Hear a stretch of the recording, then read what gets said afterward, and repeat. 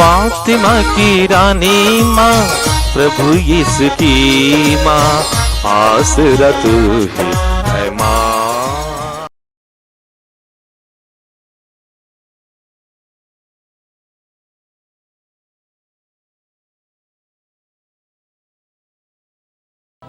पहला पाठ प्रेरित चरित्र अध्याय 6 पद संख्याएं 1 से 7 तक।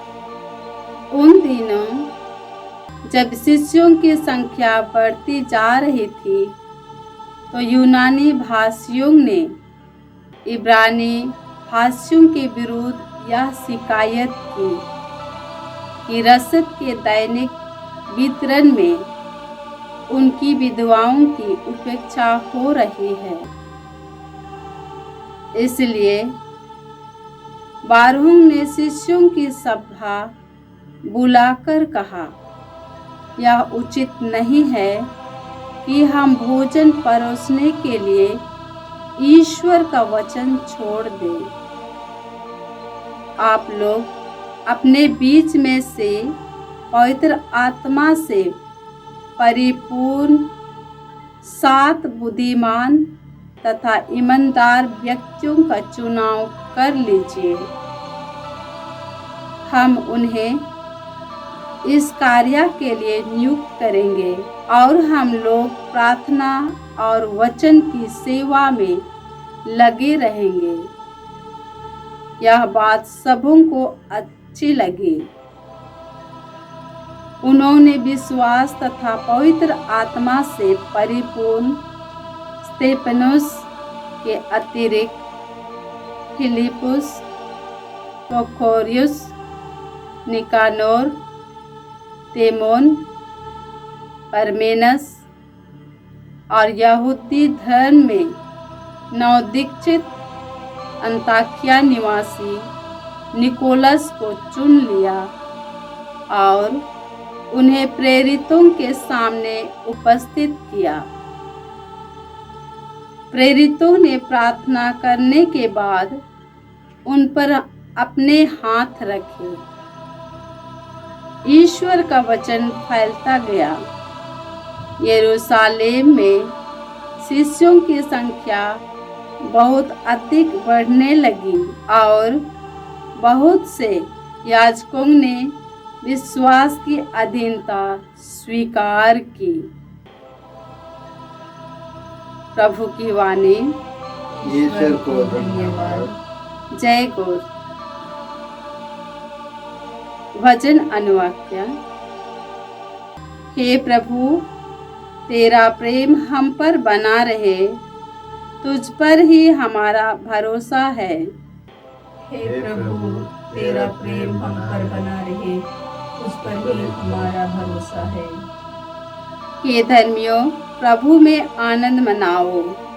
स्तुति गान करना भक्तों के लिए उचित है। वीणा बजाकर प्रभु का धन्यवाद करो।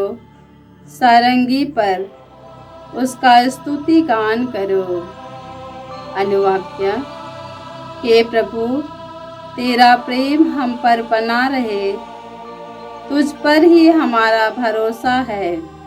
हे प्रभु, तेरा प्रेम हम पर बना रहे, तुझ पर ही हमारा भरोसा है।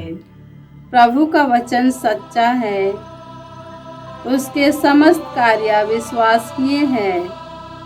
उससे धार्मिकता तथा न्याय प्रिय है। पृथ्वी उसके प्रेम से भरपूर है। अनुवाक्य।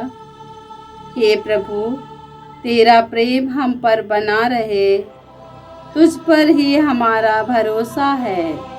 हे प्रभु, तेरा प्रेम हम पर बना रहे, तुझ पर ही हमारा भरोसा है।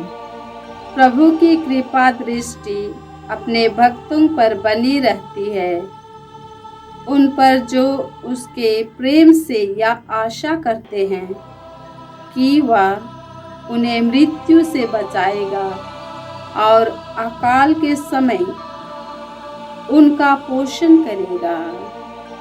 अनुवाक्य।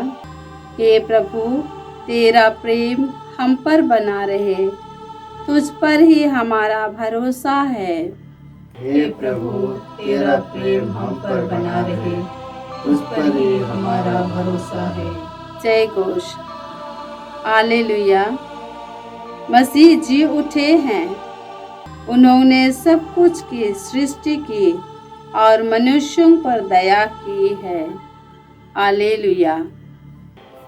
प्रभु आप लोगों के साथ हो और आपकी आत्मा के साथ। संत यूहन्ना के अनुसार प्रभु यीशु ख्रिस्त का पवित्र सुसमाचार। हे प्रभु तेरी महिमा हो।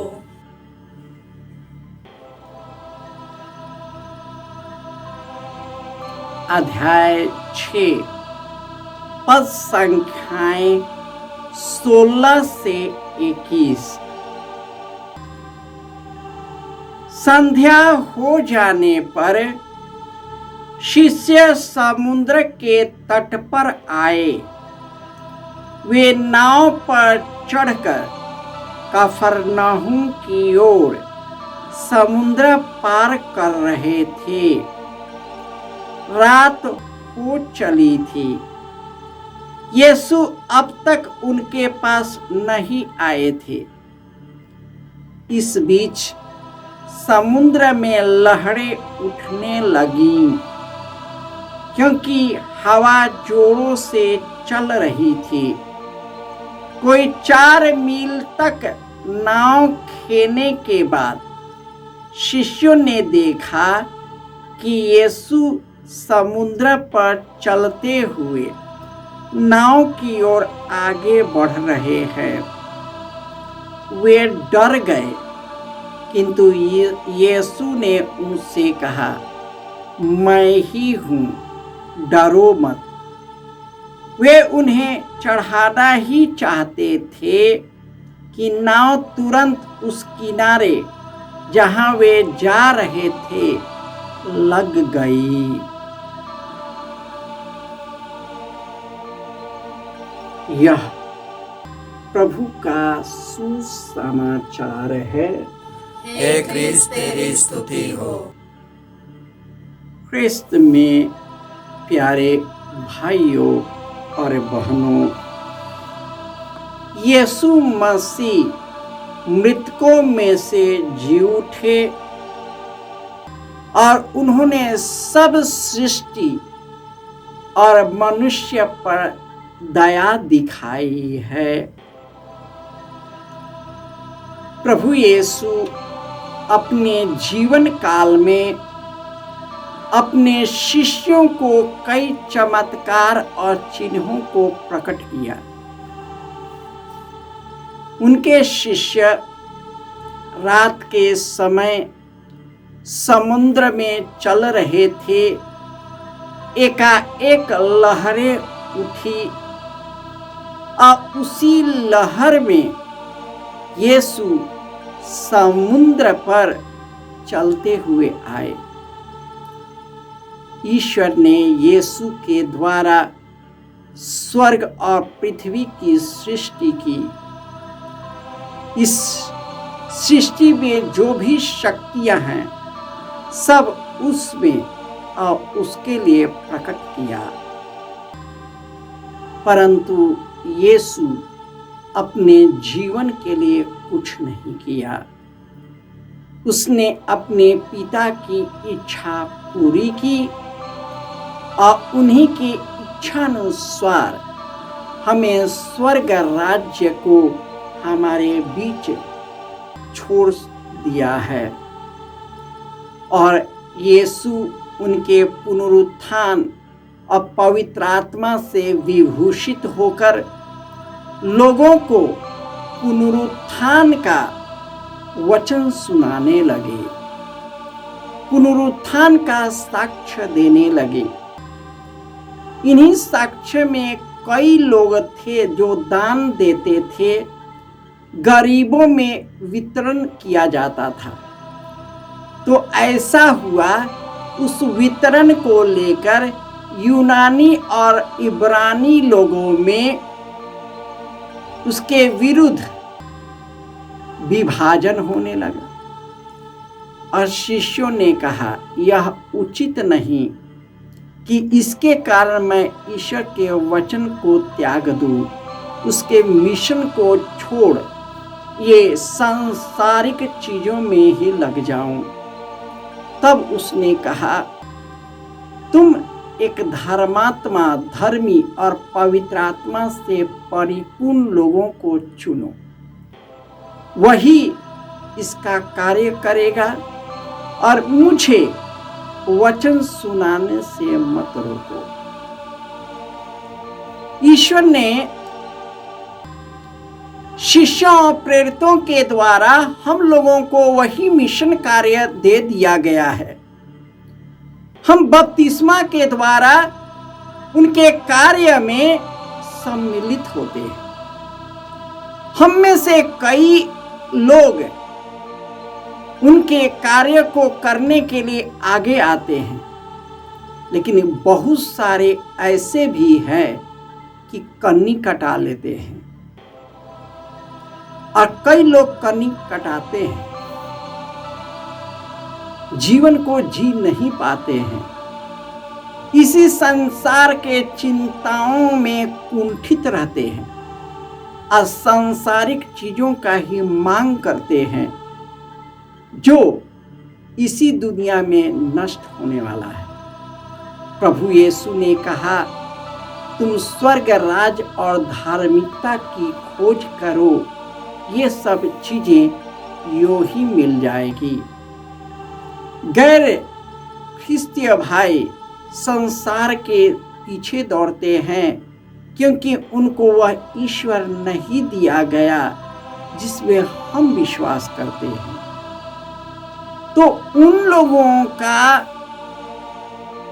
तुलना करना, उनसे तुलना करना, उनके मार्ग पर चलना, उनका अनुकरण करना, यह अनुचित है, क्योंकि हम यीशु के शिष्य होने के नाते हम यीशु की हैं, और जो उनके शिष्य है, यीशु कभी भी उनके आवश्यक चीज़ों को वंचित नहीं करता, वह परिपूर्ण रूप से प्रदान करता है, क्योंकि ईश्वर का वचन कहता है, तुम न संसार को प्यार करो न संसार के वस्तुओं को।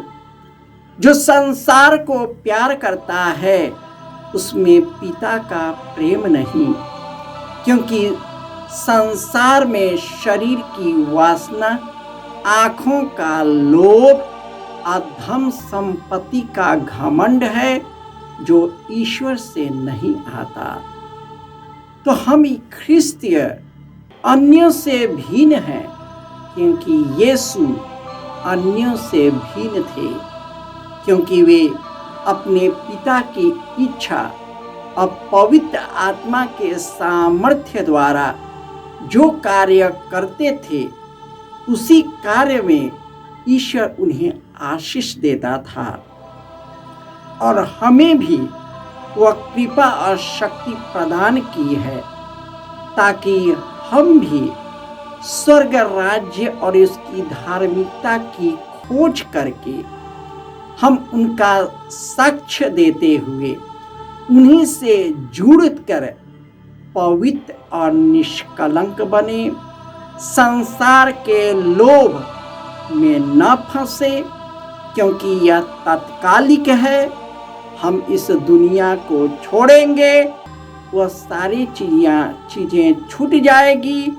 जो यीशु से जुड़ा है वह अनंत काल तक बना रहेगा।